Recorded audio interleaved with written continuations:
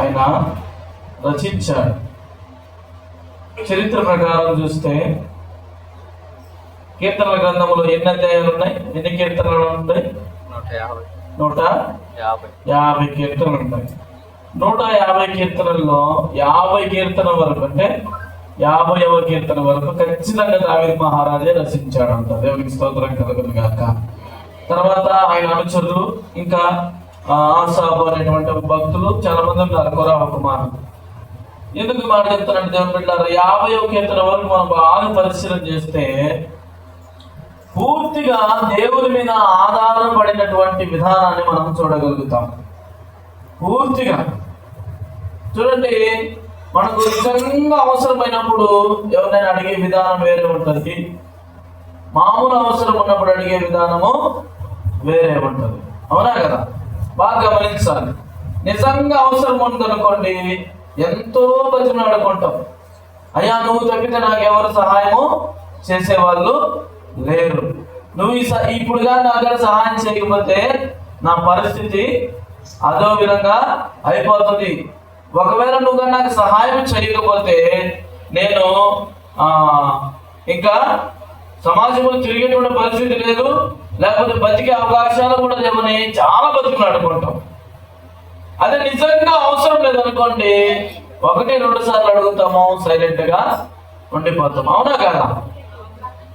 అందుకే మనము కీర్తనలు, ఇప్పుడు చదివిన కీర్తనని చాలా చక్కగా మనము జాగ్రత్తగా చదివినట్లయితే, మొదటి వచనం ఒకసారి చదవండి. 40వ కీర్తన మొదటి వచనం ఒకసారి చదవండి.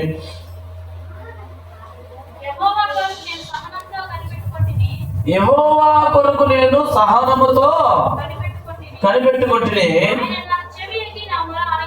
చప్పట్లు కొట్టి ప్రభువుని ఎవరికైతే దేవుని సన్నిధిలో సహనం ఉంటుందో, దేవుని కొరకు కనిపెట్టుకోవటంలో, లేకపోతే దేవునికి ప్రార్థన చేసింది పొందుకోవటంలో సహనముతో ఓపికతో కనిపెట్టుకొని ఉంటారో వారిని ఎప్పుడు కూడా దేవుడు సిగ్గుపరచడు. మనకైతే ప్రార్థన చేస్తానే రావాలా, మోకాలేసి ప్రార్థన చేసి చేయగలిగిన కట్టలు మూటలు పడాలా. పడలేదనుకో మళ్ళా వారం మందిరానికి రా. నేను చాలా మందిని అడిగాను,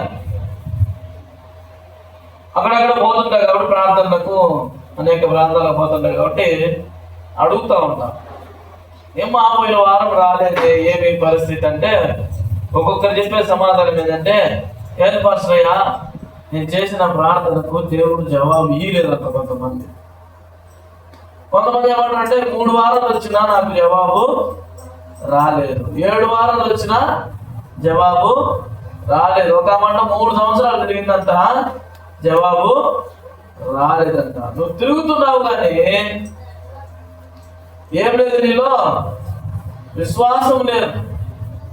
తిరిగినంత మాత్రాన నీకు దేవుడు సహాయం చేస్తాడంటే చేస్తాడు, ఆ సందర్భాన్ని బట్టి, నీలో ఉన్న విశ్వాస బలమును బట్టి దేవుడు నీకు సహాయం చేస్తాడు. దేవుడికి స్తోత్రం కలుగును గాక. హల్లెలూయా. అందుకే దావీదు భక్తుడు ఏమంటున్నాడు, మరొకసారి చదవండి. 1 చదవండి. 40వ కీర్తన 1వ వచనం. ఎవరి కొరకంట? యెహోవా కొరకు నేను సహనముతో కనిపెట్టుకుంటుంది. మనకు సహనం తక్కువ, ప్రార్థన చేయండి అమ్మకు 10 నిమిషాలంటే 5 నిమిషాలు అయిపోతే బాగుంటుంది అనుకుంటాం. మోకాలు అమ్మకు 10 నిమిషాలంటే మోకాలు అయిపోతే ఏమి, కూర్చొని ప్రార్థన చేయొచ్చు కదా, చేయొచ్చు కాదంటే. దెబ్బ తగిలిన బిడ్డను చూస్తే తండ్రికి కానీ తల్లికి కానీ వెంటనే బాధ కలుగుతుందా? బాధ కలగదా? చెప్పండి, మీరు చెప్పాలా? దెబ్బ తగిలింది, రక్తం కారుతా ఉంది, కళ్ళ ముందు నిలబడుకొని ఉన్నాడు, ఆ బిడ్డ ఏడుస్తూ ఉంటే తల్లిదండ్రులు ఆ బిడ్డను చూస్తే ఎమ్మటే ఏం చేస్తారు? ఎన్ని పనులున్నా చేతిలో ఏదున్నా పక్కన పెట్టేసి వెంటనే ఆ గాయాలు మానిపోయేదానికి ప్రయత్నం చేస్తారా చేయరా? మామూలుగా ఉంటే మామూలుగా పన్నం దెబ్బలు ఏం తాగలే, ఏడుస్తూ ఉంటాం అనుకో, ఏమనుకుంటారు చెప్పండి? దెబ్బే తగలేదు కదా, ఇంకొంచెం సేపు ఏడాది చూద్దాం అనుకుంటారు. అనుకోరా? నువ్వు అనుకుంటే మేము ఫస్ట్ మేము అనుకోమంటారా? అంత అర్జెంట్ ఏం కాదు అక్కడ. కాబట్టి మామూలుగా ఉండి నువ్వు చేసే ఆ మొరపెట్టడానికి వస్తుంది, దానికంటే మోకరించి మొరపెట్టేదానికి చాలా తేడా ఉంది. దేవునికి స్తోత్రం కలుగుతుంది కాక. ఇంకా చెప్పాలంటే ప్రార్థన చేయమంటేనే కొంతమంది ఇసుక్కుంటారు. నిద్ర పొమ్మంటే ఎంతసేపు అని నిద్రపోతారు కదా. నిద్ర పొమ్మంటే 2-3 రోజులకు కూడా లేచేవాళ్ళు లేరు. అన్నం కూడా మానుకొని నిద్ర పొమ్మంటే నిద్రపోతారు. అలాంటి వారికి ఏమి రాదంట? ఆశీర్వాదము రాదు.